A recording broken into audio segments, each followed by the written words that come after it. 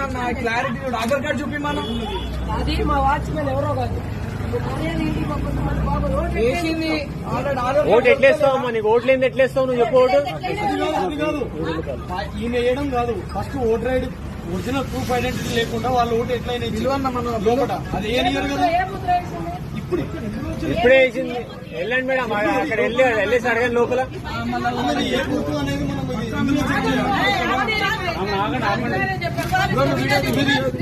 తీసుకున్నా. ఈమె ఓటే లేదు అసలు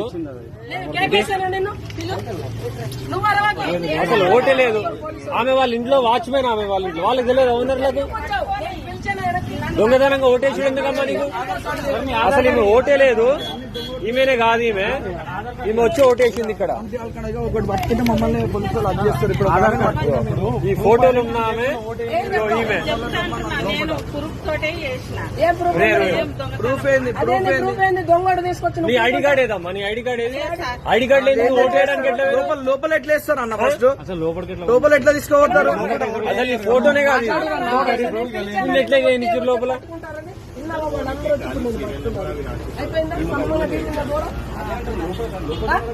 నీకేం పని? మా హస్బెండ్ కి ఒక నిమిషం పొద్దున మా హస్బెండ్ ఒక నిమిషం పొద్దున